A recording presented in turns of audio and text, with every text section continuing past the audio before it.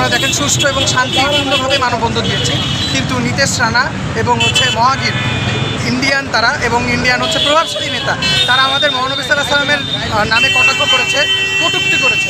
তো সে যেই হোক, বিশ্বের যে কোনো বড় লিডার হোক, আমাদের প্রাণপ্রিয় নবীকে কটূক্তি করার জন্য আমরা আজকে এই পদক্ষেপ নিয়েছি।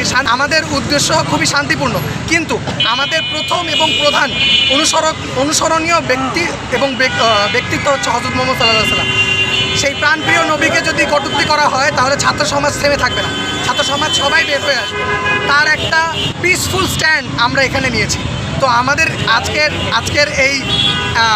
আজকের এই মহাসমাবেশ এবং আজকের এই মানববন্ধনের প্রথম এবং প্রধান উদ্দেশ্য হচ্ছে সবাইকে জানানো যে আমরা নবী করিম সাল্লাল্লাহু আলাইহি ওয়াসাল্লামের কোনো ধরনের অবমাননা আমরা সহ্য করব না।